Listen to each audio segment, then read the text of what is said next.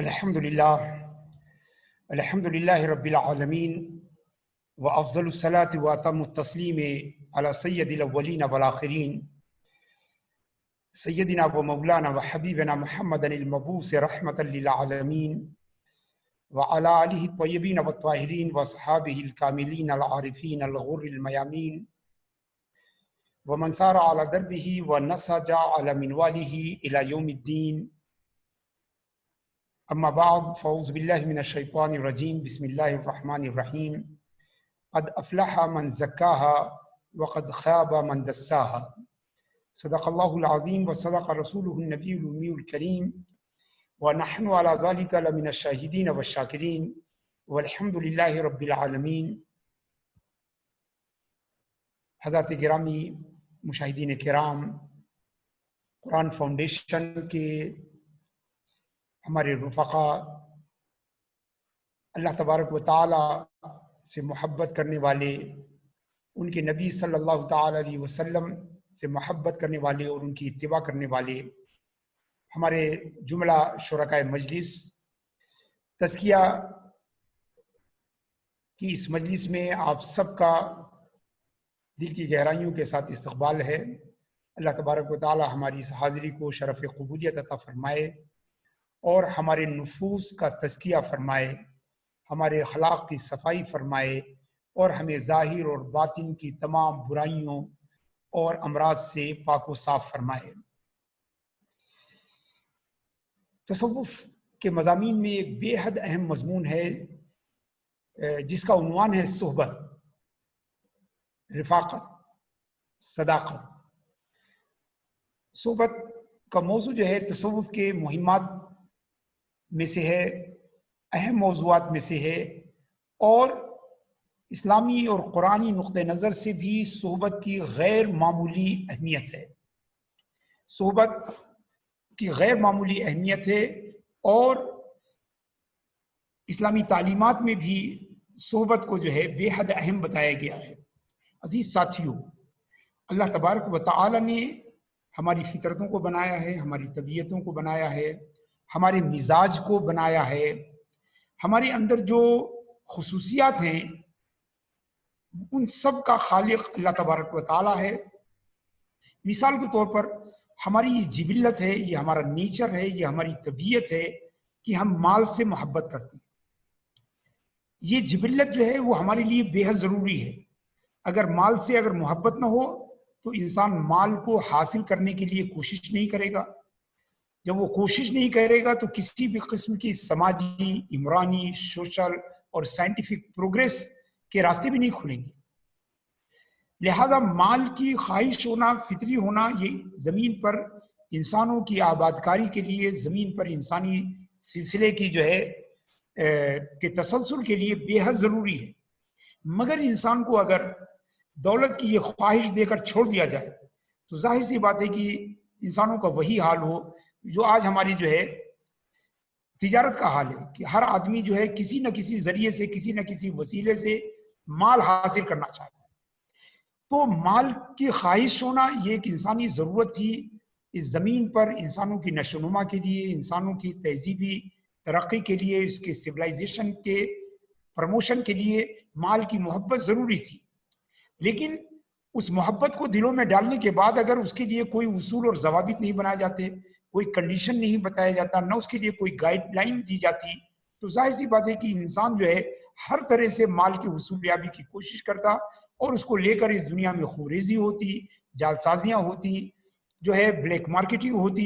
لہذا ایک طرف تو اللہ نے ہمارے اندر مال کی محبت پیدا کی اور دوسری طرف مال کی حصولیابی کی، مال کو خرچ کرنے کی اصول اور ضوابط بنائے. ہمیں تعلیم دی گئی کہ مال کیسے حاصل کیا جائے اور مال کو خرچ کیسے کیا جائے، مال کے حصول کے ذرائع کیا ہیں اور مال کے خرچ کے راستے کیا ہیں، اس کو تفصیل سے بیان کیا گیا. تو جبلت میں مال کی محبت ہونا ضروری ہے، مگر اس کے ساتھ ساتھ یہ بھی ضروری ہے کہ ہم مال کی حصولیابی کے لیے تمام جائز اور ناجائز ذرائع کا استعمال نہ کریں، بلکہ شریعت کے بتائے ہوئے راستے کو پر عمل کرتے ہوئے ہم مال کو حصول کریں، مال کو حاصل کریں. اسی طرح آپ دیکھیں کہ انسان کے اندر ایک جبلت ہے کہ اپنے صنف مخالف کی طرف اس کی رغبت جو ہے، یہ اللہ تعالیٰ نے یہ جبلت پیدا کی ہے. اللہ تعالیٰ نے یہ جبلت پیدا کی ہے کہ مرد جو ہے وہ عورت کی طرف اور عورت مرد کی طرف جو ہے اس کا رجحان ہوتا ہے، اس کی رغبت ہوتی ہے. یہ جبلت اس لیے ضروری تھی تاکہ انسانی نسلوں کو زمین پر جو ہے جاری اور ساری رکھا جا سکے. مگر انسانوں کو جانوروں سے الگ کرنے کے لیے، انسان کو جانور سے ممتاز رکھنے کے لیے، انسان کو جانوروں سے جو ہے منفرد رکھنے کے لیے اللہ تبارک و تعالیٰ نے اس کے اصول اور قواعد بنائے. خاندان کے لیے اصول بنائے، قواعد بنائے، ازدواج کے لیے، شادی کے لیے اصول اور قواعد بنائے. اس کے لیے جو ہے وہ ایک پوری جو ہے پورا ایک جو ہے وہ لا جو ہے ہمیں دیا گیا تاکہ انسانی جبلت کو کنٹرول کیا جا سکے. انسان کی جو جبلت کی جو خواہش ہے، جو انسان کے اندر جو ہے وہ ایک راسخ اور پیوستہ جو ہے خواہش ہے، اس خواہش کو کنٹرول کیا جا سکے. تو ایک طرف زمین پر انسانوں کو آباد کرنے کے لیے، زمین پر انسانوں کی نشو و نما کے لیے، زمین پر انسانی سماج اور سوسائٹی کو آگے بڑھانے کے لیے ہمارے اندر اللہ تعالیٰ نے ایسی جبلتیں، ایسی عادتیں اور ایسی فطرت جو ہے وہ پیدا کی، اور پھر اپنی شریعت کے ذریعے، اپنی کتاب کے ذریعے، اپنے انبیاء کے ذریعے، اپنی جو ہے دین کے ذریعے ان جبلتوں کو کنٹرول کرنے کا ایک پورا نظام ہمیں. دو مثالیں میں نے آپ کے سامنے رکھی. تیسری مثال یہ ہے کہ ہماری جبلت کا تقاضا ہے کہ ہم اپنے ہی جیسے انسانوں کے ساتھ مل جل کر رہیں. اسی لیے کہا جاتا ہے کہ انسان جو ہے وہ ایک سوشل اینیمل ہے، وہ ایک سماجی جانور ہے، وہ تنہا نہیں رہ سکتا ہے.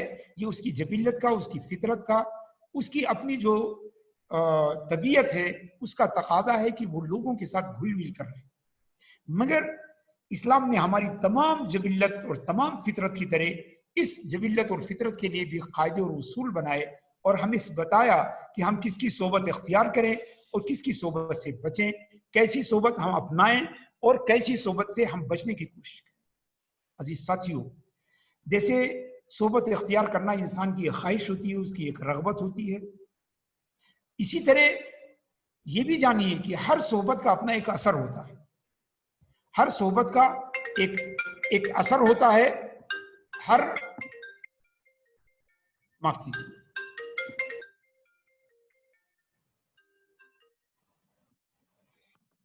صحبت کا ایک اثر ہوتا ہے اور ہر جو ہے صحبت جو ہے وہ دوسروں پر اثر ڈالتی ہے.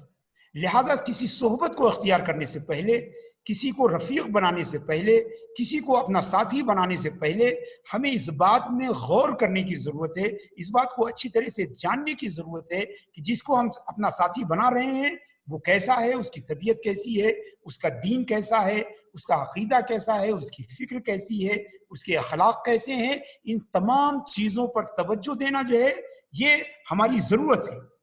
اگر ہم ایسا نہیں کریں گے تو ہم ایک غلط صحبت اختیار کر لیں گے اور پھر اس غلط صحبت کے اثرات سے ہم اپنے کو نہیں بچا سکیں گے.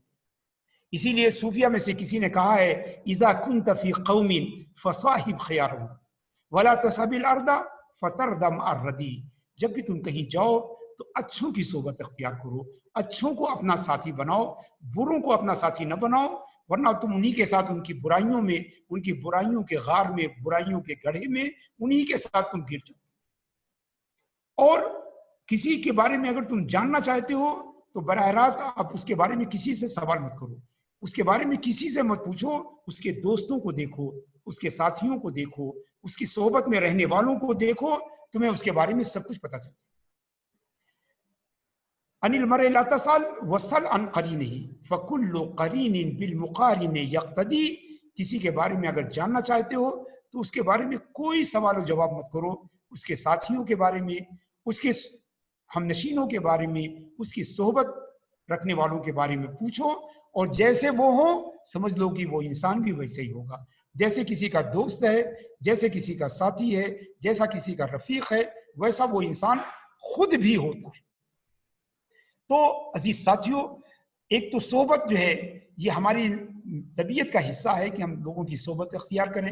ہم تنہا زندگی نہیں گزار سکتے، ہمیں ایک سماج چاہیے، ہمیں ایک سوسائٹی چاہیے، ہمیں ایک جو ہے پورا جو ہے ایک سوشل نیٹ ورکنگ چاہیے. مگر ہمیں چاہیے کہ ہم ان میں سے انتخاب کریں، اچھے لوگوں کا انتخاب کریں، صالحین کا انتخاب کریں، نیکوکاروں کا انتخاب کریں اور بروں کی صحبت سے پرہیز کریں۔ حضرات گرامی، اس مادہ پرست دنیا میں جو ہے آج کل لفظ فرینڈ یا دوست کا کوئی معنی ہی نہیں رہ گیا ہے، یہ الفاظ اپنے معنی کھو چکے ہیں۔ ہم فیس بک پر جو ہے لوگوں کو دوست بناتے ہیں، مگر ظاہر سی بات ہے وہ حقیقی دوست نہیں ہے، یہ سب ایک کاروبار ہے، یہ سب ایک بزنس ہے، اور اس کی دوستیاں بھی جو ہے کاروبار اور بزنس ہی کی طرح۔ اب ہم اس لیے لوگوں کو دوست بناتے ہیں تاکہ ہم ان پر اپنی ذات کا اظہار کر سکیں، ہم ان کے سامنے نمو کر سکیں، اپنے کو ظاہر کر سکیں۔ تو دراصل یہ دوستی جو ہے وہ ہمیں بہتری کی طرف لے جانے کے بجائے اور برائیوں کی طرف لے جاتی ہے۔ دراصل یہ لفظ ہم فرینڈ کا استعمال کرتے ہیں، مگر یہ حقیقی دوست نہیں ہے۔ اس لیے کہ عربی کا ایک پروورب ہے کہ صدیقوں کا من صدقہ لا من صدقہ کا۔ توجہ سے سنیے گا اور اپنے دل کے نہا خانوں میں اسے محفوظ رکھیے گا کہ صدیقوں کا من صدقہ کا، آپ کا دوست وہ ہے جو آپ کو سچی بات بتائے، جو آپ کو سچی خبر دے، جو آپ کو سچی صورتحال سے آگاہ کرے، جو آپ کو سچ بتائے۔ لا من صدقہ کا، وہ آپ کا دوست نہیں ہے جو آپ کی تصدیق کرتا ہے، جو آپ کی ہر بات کو ویریفائی کرتا ہے، جو آپ کی ہاں میں ہاں ملاتا ہے، وہ دوست نہیں ہے۔ بلکہ سچا دوست وہ ہے جو آپ کو سچائی بتائے، سچائی تک آپ کو لے چلے، سچائی کا راستہ آپ کو دکھائے۔ تو دوستو، آج کے بدلے ہوئے زمانے میں جہاں تمام معیار جو ہے وہ بدل گئے ہیں، ساری سٹینڈرڈز جو ہے وہ چینج ہو گئے ہیں، ساری اصطلاحات جو ہے وہ اپنے معنویت کو، اپنی میننگ کو کھو چکی ہیں، وہاں لفظ دوست اور صحبت جو ہے یہ بھی اپنے معنی پر نہیں، یہ بھی اپنے حقیقی معنی پر نہیں رہے۔ سچا دوست تو اسلام کے بعد اللہ تعالیٰ کی سب سے بڑی نعمت ہے۔ سچا ساتھی اسلام کے بعد اللہ تعالیٰ کی سب سے بڑی نعمت ہے جو وہ اپنے بندے پہ کرتا ہے۔ حضرت عمر رضی اللہ تعالیٰ عنہ فرماتے ہیں کہ ما اوتی العبد بعد الاسلام خیرا من صحبہ الصالحہ۔ حضرت عمر فاروق رضی اللہ تعالیٰ عنہ فرماتے ہیں کہ اللہ تعالیٰ نے کسی بندے کو اسلام کے بعد جو سب سے بڑی نعمت دی ہے وہ یہ ہے کہ اسے اچھی صحبت عطا فرمائی۔ آپ سمجھیے کہ صحبت کی اہمیت کیا ہے۔ حضرت عمر فرماتے ہیں کہ اسلام کے بعد سب سے بڑی نعمت یہ ہے کہ کسی کو اچھی صحبت مل جائے۔ تو عزیز ساتھیوں، دوست بنانا جو ہے یہ بے حد اہم ہے۔ جس طرح ہم اپنی اسکول کو سلیکٹ کرتے ہیں، اپنے ٹیچرز کو سلیکٹ کرتے ہیں، سمجھے اسی طرح چاہیے کہ ہم اتنی ہی دقت سے ہم اپنے دوست کو جو ہے وہ سلیکٹ کریں، دوست کو جو ہے اسی طرح جو ہے وہ ہم بنائیں۔ ہم جانتے ہیں کہ انسان جو ہے، انسان عربی کا لفظ ہے جو انس سے بنا ہے۔ انس سمجھتے ہیں؟ انس یعنی انسیت، کسی سے جو ہے رغبت ہونا، کسی سے جو ہے ربط ہونے کی بات کرنا، اسی سے انسان بنا ہے۔ یعنی ضرور ہے کہ وہ چاہتا ہے کہ اس کے پاس ایک دوستوں کا حلقہ ہو، ایک فرینڈ سرکل ہو، یہ انسان کی اپنی طبیعت کا حصہ ہے۔ مگر بے حد جو ہے احتیاط ہونی چاہیے کہ ہم جس کو اپنا دوست بنائیں، جس کی ہم صحبت اختیار کریں، وہ ہمارے لیے فائدہ مند ہو، ہمارے دین کے لیے، ہمارے عقیدے کے لیے، ہماری فکر کے لیے، ہمارے اخلاق کے لیے، ہمارے کردار کے لیے وہ انسان جو ہے وہ فائدہ مند ہو۔ اگر ہم صالحین کی صحبت اختیار کرتے ہیں تو ہمارے اندر صلاح پیدا ہوگی، نیکی پیدا ہوگی، اچھائیاں پیدا ہوں گی۔ فارسی میں کہتے ہیں کہ صحبت صالح تورا صالح، کہ تمہیں نیکوں کی صحبت جو ہے تمہیں نیک بناتی ہے۔ آپ دیکھیں، اگر صوفیاء کرام کی تاریخ کو پڑھیں، اگر اولیاء اللہ کی جو ہے سوانح حیات کو پڑھیں، تو آپ دیکھیں گے کہ لوگ کیسے جو ہے اپنے شیوخ کے، اپنے مرشدین کی صحبت میں کیسے طویل طویل عرصہ گزارتے تھے۔ صحابہ کرام رضوان اللہ تعالیٰ علیہم اجمعین کو یہ مقام و مرتبہ کس چیز نے دیا؟ رسول اللہ صلی اللہ تعالیٰ علیہ وسلم کی صحبت نے دیا، صحبت نے دیا ہے کہ دنیا کا کوئی انسان جو ہے ان کے مقام و مرتبے کو نہیں پہنچ سکتا۔ کیوں؟ اس لیے انہیں اللہ کے رسول صلی اللہ علیہ وسلم کی صحبت حاصل۔ اگر حضرت خواجہ غریب نواز کی سوانے پڑھیں تو آپ دیکھیں کہ وہ اپنے شیخ اور مرشد حضرت عثمان ہرونی کے ساتھ کتنے زمانے تک وہ رہے۔ حضرت مخدوم سید اشرف جہانگیر سمنانی کو دیکھیں تو حضرت شیخ علاء الحق پنڈوی کے ساتھ انہوں نے 20 سال گزارے۔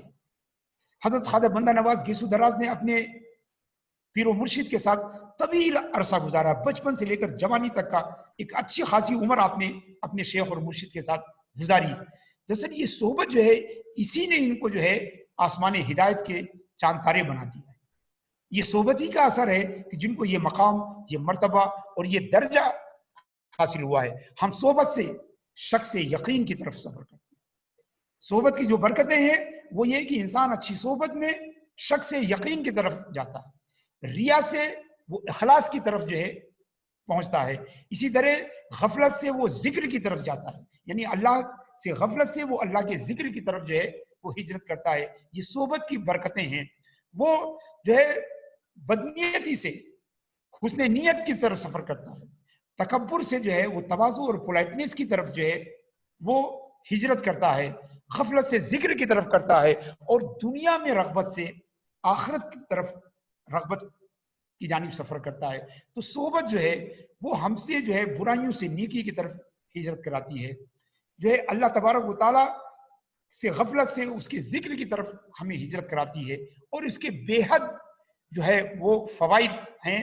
اور یہی وجہ ہے کہ ہم دیکھتے ہیں کہ صوفیہ اور اولیاء اللہ کی زندگی میں صحبت کو بڑا اہم مقام حاصل ہے۔ خانقاہیں تعمیر کی جاتی تھی جہاں بندگان خدا آ کر جو ان بزرگوں کی جو ہے وہ صحبت اختیار کرتے تھے، ان کی صحبتوں سے اپنے قلوب کو منور اور مجلہ کرتے تھے، اپنے دلوں کا ان کی صحبت کے ذریعے تزکیہ کرتے تھے، اپنے دلوں کو جلا دیا کرتے تھے ان بزرگوں کی صحبت میں۔ مگر آج سب سے بڑا ہمارا مسئلہ یہ ہے کہ زندگی کی تیز رفتار صورتحال نے ہمیں ان مواقعوں سے جو ہے وہ دور کر دیا، ان مواقعوں سے ہمیں جو ہے الگ کر دیا ہے، چنانچہ ہمارے اپنے دلوں کے تزکیے کا کوئی اہتمام ہی نہیں رہ گیا ہے۔ اگر ہم صاحب نسبت بھی ہوتے ہیں تو ہم اپنے شیوخ کے ساتھ نہ وقت گزار پاتے ہیں، نہ وہ تربیت اور تزکیہ کا جو ہے وہ ماحول جو ہے اس تیز رفتار زندگی میں جو ہے رہ گیا ہے، مگر بے حد ضروری ہے۔ میں آپ کو اللہ کے رسول صلی اللہ تعالیٰ علیہ وسلم کی ایک حدیث سناتا ہوں اور ایک قصے پر اپنی بات کو ختم کرتا ہوں، اور یہ دونوں جو ہے ان صحیح ترین مصادر سے جو ہے ہم تک پہنچی۔ امام بخاری اور امام مسلم رضی اللہ تعالیٰ عنہ فرماتے ہیں کہ اللہ کے رسول صلی اللہ علیہ وسلم نے فرمایا کہ مثل الجلیس الصالح والجلیس السوء کبائع المسک ونافخ الکیر، کہ برے صحبت اور اچھی صحبت کی مثال یہ ہے کہ جیسے مشک بیچنے والی کی صحبت یا لوہار کی جو دھونکنی ہے اس کو چلانے والی کی صحبت، یعنی اچھی صحبت کی مثال جو ہے وہ مشک بیچنے والی کی ہے۔ اللہ کے رسول فرماتے ہیں کہ اگر تم نے مشک بیچنے والی کی صحبت اختیار کی تو اما ان یؤذیک، ہو سکتا ہے کہ تمہارا دوست جو ہے تمہیں مشک جو ہے وہ تحفے میں دے دے، وہ اما ان تبتاع منہ، اور اگر وہ تمہیں تحفے میں نہیں دے رہا ہے تو تمہارے پاس پیسہ ہے تو تم اسے خرید سکتے ہو، اور اگر تمہارے پاس پیسے بھی نہیں ہے، یعنی وہ تمہارا دوست تمہیں تحفہ بھی نہیں دے رہا ہے اور تمہارے پاس پیسے بھی نہیں خریدنے کے، تب بھی اما ان تجد ریحا طیبا، اگر یہ دونوں صورتحال نہیں ہے تب بھی تم اس کی صحبت میں مشک کی خوشبو ہمیشہ پاتے ہو، یعنی مشک کی خوشبو جو ہے یہ مفت میں ملتی رہے گی۔ تو نیکوں کی صحبت جو ہے وہ نیک لوگ جو ہے وہ مشک کی طرح ہیں، اور ان کی صحبت میں جو ہے ہمیں مشک کی خوشبو جو ہے وہ ہمیشہ ملتی رہتی ہے، اور اگر اللہ توفیق دے تو ہم اسے خرید بھی سکتے ہیں، ہمیں تحفے میں بھی وہ مل سکتا ہے، مگر کم سے کم اس کی خوشبو ہمیں ضرور ملتی رہے گی۔ یہی مثال اللہ کے رسول فرماتے ہیں کہ نیکوکار کی صحبت کا ہے، کہ اگر آپ ان کی صحبت میں رہیں گے تو آپ خود بخود آٹومیٹکلی اللہ تعالیٰ نے جو ہماری فطرت بنائی ہے، جو ہماری جبلت بنائی ہے، جو ہمارا نیچر بنایا ہے، اس کے تقاضے کے مطابق ہم اس نیکوکار کی مزاج کو، اس کے کردار کو، اس کے اخلاق کو، اس کی طبیعت کو دھیرے دھیرے اڈاپٹ کرتے چلے جائیں گے، دھیرے دھیرے اسے قبول کرتے ہم چلے جائیں گے اگر ہم اس کی صحبت میں رہیں گے۔ تو گویا نیکوکار کی صحبت جو ہے وہ مشک بیچنے والی کی صحبت ہے۔ اللہ کے رسول آگے فرماتے ہیں کہ اور اگر تم نے برے کی صحبت اختیار کی تو اس کی صحبت جو ہے وہ لوہار کی دھونکنی، یعنی لوہار کی بھٹی میں ہوا دینے کے لیے جو پنکھا چلانے والا ہوتا ہے اس کی صحبت کی طرح ہے۔ اگر تم اس کی صحبت میں رہو گے، اس کے پاس جا کے بیٹھو گے، اس کے پاس وقت گزارو گے، تو ظاہر سی بات ہے کہ وہ آگ کو دھواں دینے والا ہے۔ اما یحرق ثیابک، تو وہ آدمی یا تو تمہارے کپڑے جلا دے گا، اور اگر تم اپنے کپڑے بچا بھی لے جاؤ گے تب بھی جو ہے اس بری بدبو سے، اس خراب بدبو سے اپنے کو بچا نہیں سکو گے، اس سے نکلنے والے دھوئیں سے اپنے کو بچا نہیں سکو گے، وہاں اڑنے والے گرد و غبار سے تم اپنے کو بچا نہیں سکو گے۔ تو بروں کی صحبت سے اگر آپ اس صحبت کو قبول نہ بھی کریں گے تو غیر شعوری طور پر ان بروں کی عادتیں، ان بروں کی فطرتیں جو ہے وہ آپ کے اندر دھیرے دھیرے جو ہے وہ سرایت کرتی چلی جائیں گی۔ یہ صحیح بخاری اور مسلم میں اس حدیث کو روایت کیا گیا ہے۔ اس سے اندازہ لگتا ہے کہ اسلام اچھی صحبت کو کتنی اہمیت دیتا ہے، کتنی اہمیت جو ہے وہ دیتا ہے۔ بے شمار قرآنی آیتیں جو ہے اچھی صحبت کے فضائل اور اس کی اہمیت کو بیان کرنے میں نازل ہوئی ہیں۔ متعدد آیتیں ہیں جو اچھی صحبت کے فوائد اور اس کے ثمرات اور برکات پر روشنی ڈالنے والی ہیں۔ بے شمار احادیث ہے اور ایک طویل کتاب و سنت میں بے شمار ایسی جو ہے نصوص ہیں جو اچھی صحبت کی اہمیت، اس کے فوائد، اس کے ثمرات و برکات، اس کے فروٹس کے بارے میں جو ہے ہمیں مطلع کرتی ہیں۔ میں آپ کو مسلم شریف کی ایک حدیث سناتا ہوں۔ قرآن میں آپ نے سورۃ البروج میں جو ہے اصحاب اخدود کا قصہ سنا ہوگا۔ اصحاب اخدود وہ تھے کہ جنہیں ایک مشرک بادشاہ نے جو ہے زمین میں گڈھے کھود کے جو ہے اور اس میں جو ہے ان سب کو دفن کر کے جو ہے آگ جلا کر اس بھڑکتی ہوئی آگ میں گڈھے میں ڈال دیا تھا۔ امام مسلم حضرت صہیب رضی اللہ تعالیٰ عنہ سے روایت کرتے ہیں کہ ایک بادشاہ تھا جو خدائی کا دعوے دار تھا۔ اس بادشاہ کے پاس ایک بہت بڑا جادوگر تھا۔ وہ جادوگر جب بوڑھا ہوا تو اس نے بادشاہ سے کہا کہ میں بوڑھا ہو چکا ہوں، آپ کسی بہت ہی نوعمر بچے کو میرے ساتھ کر دیجئے تو میں اپنا یہ علم اسے سکھا دوں تاکہ ایک نیا جادوگر آپ کے پاس رہے، آپ کی دربار میں رہے۔ بادشاہ لوگ جو ہے ظاہر سی بات ہے کہ ان کا سارا جو ہے شرک اور کفر کا جو ہے پورا جو آڈمبر رہتا تھا وہ اسی طرح کے جادوگروں اور شعبدہ بازوں کے ذریعے قائم رہتا تھا۔ چنانچہ بادشاہ نے ایک بچے کو ان کے حوالے کر دیا۔ اس بچے کو حکم دیا کہ جاؤ فلاں جگہ جادوگر رہتا ہے، تم اس کے پاس جاؤ اور اس سے جادو کا علم سیکھو اور بعد میں تم ہماری دربار میں شامل ہو جانا۔ وہ بچہ جب جادوگر کے پاس جانے کے لیے نکلا تو اسے راستے میں ایک راہب کا صومعہ، راہب کی عبادت گاہ نظر آئی، ایک اللہ کے بندے کی عبادت گاہ نظر آئی۔ وہ کچھ دیر کے لیے اس عبادت گاہ میں چلا گیا اور جب وہ راہب کی صحبت میں وہ بیٹھا تو اس کو بڑی لذت ملی، اس کو بڑا اچھا لگا۔ ظاہر سی بات ہے وہ ایک نیک روح تھی، اللہ تبارک و تعالیٰ نے اس کو ایک عظیم الشان کام کے لیے جو ہے اس کا انتخاب کیا تھا، لہذا وہ اس راہب سے بڑا مانوس ہو گیا اور کافی دیر کے بعد اس نے راہب کو بتایا کہ بھئی میں تو مجھے بادشاہ نے جو ہے جادوگر کے پاس جانے کے لیے بھیجا ہے، اب میں اس کے پاس جا رہا ہوں، جب میں کل آؤں گا تو پھر آپ کے پاس بیٹھوں گا اور آپ سے جو ہے ایمان کا درس لوں گا، جو ہے اسلام کا درس لوں گا، دین کا درس لوں گا۔ چنانچہ اس کے بعد وہ جادوگر کے پاس چلا گیا، مگر جادوگر بے حد ناراض ہوا، تم اتنی دیر کیوں کر دی، تم نے اتنی تاخیر کیوں کر دی، اور اسے مارا پیٹا بھی۔ اگلے دن پھر وہ اپنے گھر سے جب نکلا تو پھر راہب کے پاس پہنچ گیا اور راہب سے اس نے دین کی باتیں سنی، ان کی صحبت سے استفادہ کیا، ان سے نیک تعلیمات حاصل کی۔ پھر جادوگر کے پاس گیا تو جادوگر نے پھر جو ہے اسے پیٹا، مارا اور پوچھا کہ آخر اتنی دیر کیوں ہو گئی ہے۔ اگلے دن اس کو راہب نے بتایا کہ دیکھو تم کوئی بہانہ کر دیا کرو، مارن کھانے سے بچنا تمہارے لیے بہت ضروری ہے۔ چنانچہ وہ بچہ کبھی گھر والوں کی ذمہ داری ڈال دیتا تھا، کبھی جادوگر کی ذمہ داری ڈال دیتا تھا، مگر اس راہب کے پاس اس نے آنا جانا بند نہیں کیا۔ تو وہ جادو تو نہیں سیکھ سکا مگر اس نے اسلام کو اچھے سے سیکھ لیا، اللہ کی معرفت جو ہے اس سے اچھے سے حاصل ہو گئی، اللہ تبارک و تعالیٰ پر اس کا اعتقاد جو ہے وہ بڑا پختہ ہو گیا، اور اتنا پختہ ہو گیا، اس صحبت کا اتنا اثر ہوا کہ اللہ تبارک و تعالیٰ نے جو ہے اسے وہ خصوصیات عطا کر دی جو وہ اپنے اولیاء کو عطا فرماتا ہے، جو اپنے مقرب بندوں کو عطا کرتا ہے۔ چنانچہ ایک دن وہ جب اپنے گھر سے نکلا تو معلوم ہوا کہ راستے میں ایک بہت ہی خطرناک جانور جو ہے وہ کھڑا ہوا ہے۔ اس بچے نے جو ہے جو نوجوانی سے بالکل قریب ہو رہا تھا، اس بچے نے اللہ سے دعا کی کہ اے اللہ، میں راہب کے پاس جاتا ہوں، میں جادوگر کے پاس جاتا ہوں، میں راہب سے جو ہے علم دین حاصل کر رہا ہوں اور جادوگر جو ہے وہ مجھے سحر سکھا رہا ہے، اگر تیرا یہ راہب بندہ سچا ہے تو مجھے وہ طاقت دے کہ میں اس خطرناک جانور کو مار سکوں اور اس سے لوگوں کو نجات دلا سکوں۔ اللہ تبارک و تعالیٰ نے جو ہے اسے طاقت دی، چنانچہ اس کے پھینکے ہوئے پتھر سے وہ خطرناک جانور جو ہے وہ مر گیا، اور اس بچے کا بڑا شہرہ ہوا، اس کی کرامت کا شہرہ ہوا، اس کی جو ہے روحانی طاقت کا بڑا شہرہ ہوا، اور لوگ اس کے پاس آنے جانے لگے، مگر اس نے راہب کے پاس جانا بند نہیں کیا اور راہب سے اس تعلیم وہ حاصل کرتا رہا۔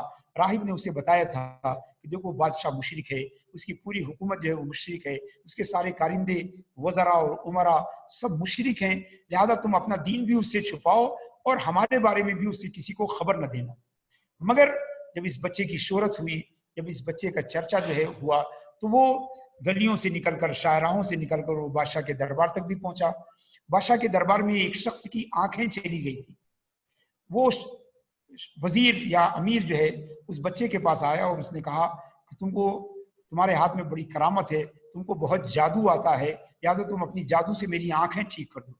تو اس بچے نے کہا کہ مجھے جادو نہیں آتا ہے، میرے پاس کوئی قوت نہیں ہے، میں تو بس اللہ سے دعا کرتا ہوں، اور یہ سحر نہیں ہے بلکہ یہ اللہ تعالیٰ کی قدرت ہے، جو اس کی کرامت ہے جو ہمارے ہاتھوں سے صادر ہو رہی ہے۔ اگر تم ایمان لے آؤ، اگر تم اللہ پر ایمان لے آؤ تو میں تمہارے لیے دعا کروں گا اور اللہ تعالیٰ تمہیں ضرور شفا دے گا۔ چنانچہ وہ بادشاہ کا وزیر جو ہے وہ ایمان لے آیا، بچے نے اس کے لیے دعا کی، اللہ تعالیٰ نے اس کی آنکھوں کی روشنی واپس کر دی، آنکھوں کی روشنی واپس کر دی۔ اس کے بعد جو وزیر جو ہے جب اپنے بادشاہ کے پاس گیا تو بادشاہ نے کہا کہ آخر یہ تمہاری آنکھیں کیسے واپس آ گئی؟ تم تو نابینا ہو گئے تھے، اندھے ہو گئے تھے، تمہیں کچھ نظر نہیں آ رہا تھا، اچانک یہ تمہاری آنکھوں کی روشنی واپس کیسے آ گئی؟ تو اس وزیر نے پورا ماجرا سنایا، پورا قصہ جو ہے وہ بادشاہ کو بتایا، اور بادشاہ سے کہا کہ یہ میرے رب نے میری آنکھوں کی روشنی واپس کی ہے، میرے رب نے میرے آنکھوں کا نور جو ہے مجھے دوبارہ عطا کیا ہے۔ تو بادشاہ بڑا ناراض ہوا، اس نے کہا کیا میرے علاوہ تمہارا کوئی رب ہے؟ تو اس وزیر نے کہا نہیں، میرا اور آپ دونوں کا رب جو ہے وہ اللہ تعالیٰ ہے۔ بادشاہ بڑا ناراض ہوا، تو پوچھا کہ کیسے یہ ہوا؟ تو اس نے پورا قصہ سنایا۔ بادشاہ نے جو ہے اس وزیر کو بلایا، وہ وزیر کو کافی جو ہے تکلیفیں دی، اذیتیں دی، اور اس کے سر پر اس نے جو ہے وہ آرے سے اس کے سر کو بلکہ پورے بدن کو 2 ٹکڑے میں کر دیا۔ اس کے بعد راہب کو بلوایا، راہب نے بھی اللہ تبارک و تعالیٰ کی وحدانیت کا اقرار کیا اور بادشاہ کی جو ہے ربوبیت سے انکار کیا۔ چنانچہ بادشاہ نے اس ظالم بادشاہ نے اس راہب کا بھی جو ہے وہی حشر کیا، اور اس کے سر کے اور بدن کے 2 ٹکڑے کر دیے۔ بعد میں اس بچے کو بلوایا تو بچے نے بھی کہا کہ یہ ہماری طاقت نہیں ہے، یہ تو اللہ تعالیٰ کی قدرت ہے، اللہ تبارک و تعالیٰ کی یہ طاقت ہے، ہمارے پاس کچھ نہیں، میں تو صرف اس سے دعا کرتا ہوں۔ بادشاہ نے اسے بہت اذیت دی، بہت تکلیف دی، مگر وہ بچہ جو ہے اپنے ایمان پر ثابت قدم رہا۔ اس نیک صحبت کا ایسا اثر رہا کہ تمام تر تکالیف کو برداشت کرنے کے بعد بھی وہ بچہ جو ہے وہ اپنے عقیدے سے نہیں پھرا، اس نے دین کا دامن اپنے ہاتھ سے نہیں جانے دیا۔ تو بادشاہ نے جو ہے اپنے فوجیوں سے کہا کہ جاؤ اسے پہاڑ پر لے جاؤ اور پہاڑ پر سے اس بچے کو جو ہے نیچے گرا۔ چنانچہ اس کے سپاہی اسے پکڑ کر لے گئے اور پہاڑ کی کافی بلندی پر پہنچے۔ بچہ جو ہے مستجاب الدعوات تھا، اللہ اس کی دعائیں قبول کرتا تھا۔ بچے نے دعا کیا کہ اے اللہ اپنے فضل و کرم سے میری حفاظت فرما اور ان ظالموں کو سزا دے۔ فوری طور پر پہاڑ پر ایک زلزلہ آیا اور اس زلزلے کا شکار وہ سارے سپاہی ہو گئے، سب اپنی جان سے ہاتھ دھو بیٹھے۔ وہ بچہ پھر بادشاہ کے پاس آیا، بادشاہ نے کہا تم زندہ ہو؟ انہوں نے کہا ہاں، میرے رب نے مجھے بچایا، میرے رب نے جو زندگی دینے والا ہے، جو موت دینے والا ہے، اس نے میری جان بچائی ہے۔ چنانچہ بادشاہ نے پھر کچھ سپاہیوں کو کہا کہ جاؤ اسے کشتی میں لے کر جاؤ اور 20 سمندر میں اسے جا کے ڈبو دو۔ فوجی پھر اسے لے کر گئے اور پھر اس بچے کو جو ہے سمندر میں ڈبانے کی کوشش کی۔ بچے نے دعا کی، اللہ تعالیٰ نے ایک طوفان بھیجا جس میں کشتی نہ صرف الٹ گئی، سارے سپاہی سمندر میں ڈوب گئے، بلکہ ایک لہر نے بچے کو پھر کنارے پہنچا دیا۔ بچہ پھر جو ہے وہ بادشاہ کے پاس آیا، بادشاہ بے حد حیران ہوا۔ ایک طرف اس کو اپنی خدائی جانے کا خطرہ تھا، اپنے اقتدار کے کھو جانے کا خطرہ تھا۔ اس نے کہا کہ آخر ایسا کیوں ہو رہا ہے؟ تو بچے نے ان سے کہا کہ بادشاہ، یہ پوری قصہ مسلم شریف کی حدیث میں ہے، حضرت صہیب نے روایت کیا ہے۔ بچے نے کہا کہ بادشاہ آپ مجھے مار نہیں پائیں گے، آپ مجھے ایسے ختم نہیں کر پائیں گے، میرا رب میرے ساتھ ہے، میرا اللہ میرے ساتھ ہے، آپ اس کی خدا کی خدائی سے آپ ٹکر نہیں لے سکتے ہیں، آپ اس کی قدرت سے جو ہے پار نہیں پا سکتے ہیں، آپ ہمیں نہیں مار سکتے ہیں۔ اگر آپ ہمیں مارنا چاہتے ہیں تو میرے بتائے ہوئے طریقے پر آپ کو عمل کرنا پڑے، میرے بتائے ہوئے طریقے پر آپ کو काम करना पड़ेगा। बादशाह ने कहा बताओ वो कौन सा तरीका है। उन्होंने कहा कि एक मजमा इकट्ठा कीजिए, सारे लोग मुल्क के भर के लोगों को बुलाइए, अपनी तमाम रियाया को एक बड़े मैदान में जमा कीजिए और मुझे सूली पर लटकाइए, सूली पर लटकाइए। मैं अपने हाथ से अपने तरकश से एक तीर निकाल कर दूंगा और उस तीर को चलाने वाला बिस्मिल्लाह करके और मेरे जो है ऊपर वो तीर चलाएगा, अल्लाह के नाम से जो है मेरे ऊपर तीर चलाएगा, तभी मुझे मारा जा सकेगा, वरना आप मुझे किसी तरह से मार नहीं सकते हैं, किसी तरीके से आप मुझे खत्म नहीं कर सकते हैं। बादशाह चूंकि आजिज आ चुका था, उसने कहा चलो तुम्हारे बताए हुए तरीके से ही हम तुमको। चुनाचे पूरे उसकी रियाया इकट्ठा हुई, सारे शहर के लोग इकट्ठा किए गए, बड़े से मैदान में वो बच्चा जो है तख्त के ऊपर जो है खड़ा हुआ, उसके गले में फंदा डाला गया, उसने एक तीर निकालकर तीर चलाने वाले सिपाही को दिया, कहो अल्लाह के नाम से इस तीर को चलाओ कि ए इस लड़के के रब, मैं तेरे नाम से तीर चला रहा हूं, तू इस लड़के को खत्म कर दे। चुनांचे बादशाह के सिपाही ने तीर को जो है कमान में लगाया और बिस्मिल्लाह कहकर ये दुआ करते हुए कि ए इस बच्चे के रब, तेरे नाम से मैं तीर चला रहा हूं, तू इसे खत्म कर दे। उसने तीर चलाया, वो तीर उस बच्चे के जो है कनपटी पे आकर लगा, उस बच्चे ने अपना हाथ कनपटी पे रखा और जान जो है जान आफरीन के सुपुर्द कर दी, इंतकाल कर गया, मर गया।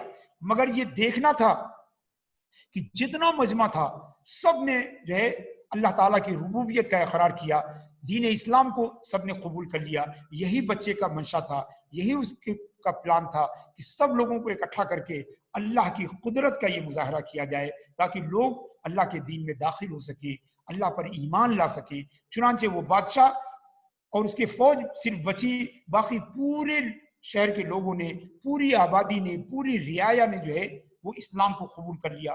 बादशाह को बेहद गुस्सा आया, चुनांचे उसने अपने सिपाहियों को हुक्म दिया कि बड़ी बड़ी जो है खंदकें खोदी जाए, उन खंदकों में जो है वो आग जलाई जाए और उस आग में इन तमाम लोगों को डाल दिया, ये आग में तमाम लोगों को डाल दिया जाए। चुनांचे उस बच्चे की करामत की वजह से, उसकी सोहबत के फैज का ऐसा असर था कि लोग खुशी खुशी जो है भड़कती हुई आग में उतर गए, मगर अपने दीन को छोड़ना गवारा नहीं किया, अपने दीन को तर्क करना गवारा नहीं किया। चुनांचे इस पूरी हदीस में जो है असहाब उखदूद का जो है किस्सा है, जिनका जिक्र जो है इजमाली तौर पर जो है सूरह बुरूज में भी आया हुआ है। तो अजीज साथियों, ये है सोहबत, ये सोहबत का असर है जो हम सूफिया किराम में देखते हैं, जो उनके मकामात बुलंद को देखते हैं, समझ में नहीं आते हैं कि आखिर ये मकामात बुलंद इन्होंने कैसे हासिल किए। ये सब सोहबत का फैज़ है, ये सोहबत का फैज़ है। चूंकि हमारा दीन जो है वो क़यामत तक के लिए है। अल्लाह के रसूल सल्लल्लाहु अलैहि वसल्लम अपने रब के पास जा चुके हैं, अब वो आपकी सोहबत का फैज़ कहाँ से हासिल हो? तो हमें, हमारे लिए ज़रूरी है कि हम वारिसीन मुहम्मदिया अला साहिब अस्सलातु वस्सलाम जो है उनकी सोहबत इख्तियार करें, जो अल्लाह के रसूल सल्लल्लाहु अलैहि वसल्लम के वारिस हैं, जो उनके जानशीन हैं, और उनके वारिस और जानशीन यही सूफिया किराम और औलिया अल्लाह हैं। और उनकी सोहबत जो है वो हमारे लिए, हमारे तमाम बीमारियों के लिए तिर्याक का काम करती है। और इनसे दूरी जो है ये जहर हलाहल की तरह है, जो इनसे दूर होता है वो नाकाम होता है, और जो इनके कुर्बत में आता है, जो इनकी सोहबत में आता है वो कामयाब होता है, उसका तज़किया होता है, उसका तस्फिया होता है, उसके ज़ाहिर और बातिन की ततहीर होती है। सोहबत जो है वो बेहद अहमियत है। हम तज़किया के बाब में बग़ैर सोहबत के जो है हम पूरी तरह से अपने दिल के तज़किया का तसव्वुर नहीं कर सकते। और आज हमारे दिलों की जो खराबी है उसकी बुनियादी वजह यह है कि हमारे पास सोहबत का वो नज़्म नहीं रहा, सोहबत का वो सिस्टम नहीं रहा है, वो खानकाही निज़ाम जो है हमारे दरमियान नहीं रहा है, जो हमारे दिलों को जिला बख्शता था। आप देखें कि अगर हम जमात भी हैं आपस में तो महज लड़ने झगड़ने के लिए, हम आपस में एक दूसरे के खिलाफ बोल रहे हैं, बल्कि हम इंतजार करते हैं कि कोई गलती करे ताकि हम उस पर लान तान कर सकें, कोई जो है वो मिस्टेक करे ताकि हम उसको जो है ट्रेल कर सकें, हम उसके पीछे पड़ सकें, उसकी गोई कर सकें, उसके खिलाफ गोई कर सकें। गोया हम लोगों की इस्लाह के बजाय हम लोगों में फसाद फैलाने का जरिया, न हम अपनी इस्लाह चाहते हैं न दूसरों की इस्लाह चाहते हैं। ये सब इसलिए है कि हमारे पास जो सोहबत का निज़ाम था, जो खानकाही सिस्टम था, वो جو ہمارے درمیان موجود نہیں رہا ہے، اللہ تبارک و تعالیٰ جو ہے ہمیں اپنی رحمتوں اور برکتوں سے جو ہے اچھوں کی صحبت نصیب فرما، اور ان صحبت کے اثرات سے ہمیں ظاہر اور باطنی طور پر مالا مال اور متمتع فرما، اور ہمارے دلوں کا تزکیہ فرما۔ بہت بہت شکریہ۔